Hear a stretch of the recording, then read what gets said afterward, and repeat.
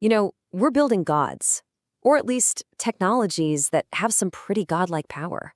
I'm talking about super intelligent AI that could literally reshape our entire world, or geoengineering that could rewrite our planet's climate. But what if their greatest strength is also their most catastrophic weakness? Today, we're going to dig into the idea of hidden off switches and fatal flaws in some of our most ambitious creations. So, this quote from a really fascinating paper on AI safety, it pretty much sets up our whole story. It takes us all the way back to the myth of Achilles, the nearly invincible Greek hero. The story goes his mother made him invulnerable, except for that one tiny spot on his heel where she held him. And that single, overlooked flaw was all it took to bring him down. This whole idea, the hidden vulnerability, is the key to understanding two very different but equally powerful technologies we're wrestling with right now. All right, first up, the wild world of artificial intelligence. As we build these systems that are getting smarter and smarter, maybe even smarter than us, one massive question is just hanging over everything. How do we stay in control? Well, the answer, ironically enough, might be to intentionally build our AI its very own Achilles heel. Now, this is a pretty radical idea. We're not talking about a bug or some accident.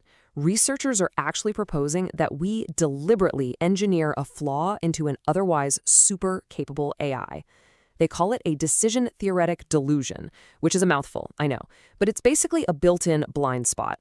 It would cause the AI to make what seem like irrational choices, but only in very, very specific situations. The kind of situation where we might desperately need to hit the off switch. So, what makes a good Achilles heel for an AI? Well, according to the research, it needs 4 key things. First, it has to be implantable. We actually have to be able to build it into the system's design. Second, it needs stability. The AI can't just learn its way around the flaw over time. Third, impairment. It has to cause the AI to fail, but, and this is a big but, only in those very specific situations we design it for. And finally, and this is absolutely crucial, it needs subtlety. It can't mess with the AI's normal, useful operations from day to day. So what's the point of all this, right? It's all about safety. Just imagine an AI that's designed to do one thing. Let's say, make paper clips.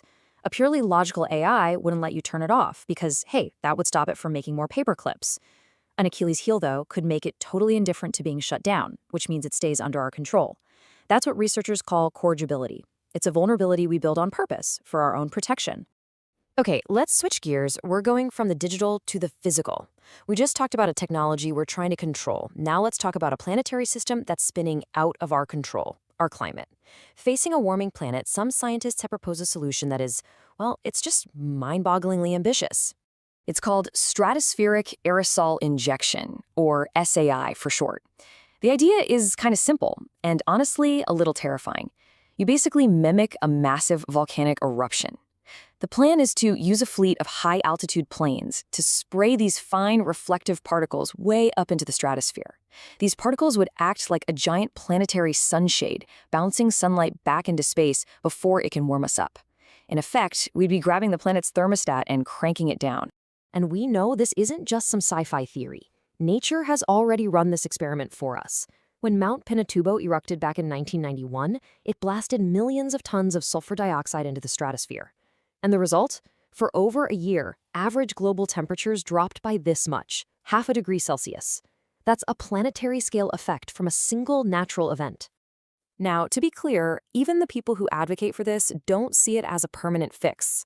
They frame it as a temporary emergency measure, a bridge solution that could maybe buy us a few critical decades to slash our greenhouse gas emissions and figure out long-term solutions.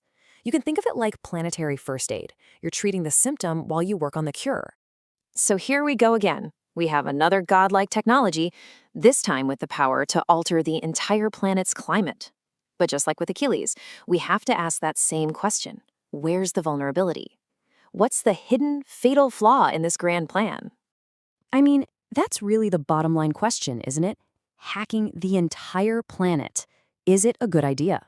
With stakes this high, you would really hope for a confident yes, but that's not what the experts are saying. The analysis from the climate experts at Project Drawdown is crystal clear. Their verdict, in just 2 stark words, is not recommended. It's a hard stop. And their reasoning shows that this technology's Achilles heel isn't just one single flaw we can manage. Oh no, it's a whole bunch of them, baked right into the system itself. And what's so fascinating is how they break down that verdict. I mean, just look at this assessment. Is it plausible? No. Is it ready to deploy? Nope. Do we have the evidence it'll work like we think it will? Still no. Will it even be effective? That's a big question mark. But is it risky? Yes. A definitive, resounding yes. That one yes in a sea of no's and question marks, that is one giant red flag. And here are just a few of those uncontrollable flaws. Studies show this could damage the ozone layer, it could destabilize global rainfall patterns, and create total geopolitical chaos over who controls the planet's thermostat. Then you've got something called termination shock. If the system were ever stopped suddenly, say because of a war or a disaster, all that warming it was masking would hit us all at once. Temperatures would skyrocket at a catastrophic rate. And maybe the biggest risk of all is the moral one. The very promise of this techno-fix could make us delay the real, hard work of cutting emissions. So, let's bring this all back together. We've looked at two incredibly powerful technologies, and each one has its own Achilles heel. But the difference between those weaknesses, well, that tells us everything we need to know. And here it is. This is really the core insight. For a super intelligent AI, the Achilles heel is a feature, not a bug. It's a weakness we would build on purpose as a kind of safety key, a way to maintain control. But for geoengineering, the Achilles heels are just inherent flaws. They're unpredictable, dangerous side effects that would lead to a profound loss of control. One is a key, designed to fit a lock. The other is a bomb with an unknown timer. So what's the ultimate lesson from these two stories? It's that when we build these powerful new tools, we can't just focus on how they might succeed. We have to be even more obsessed with how they might fail. It's the difference between designing a system with a carefully planned off switch and deploying a system whose flaws could switch off the planet. And that really just leaves us with one final challenging question. We have the genius to design an AI's Achilles heel for our own safety, but maybe we also have the arrogance to ignore the glaringly obvious one in a planetary system. So the real vulnerability then might not be in the technology at all. When we can build anything we can imagine, is our greatest weakness simply our own lack of wisdom in deciding what we shouldn't? You know,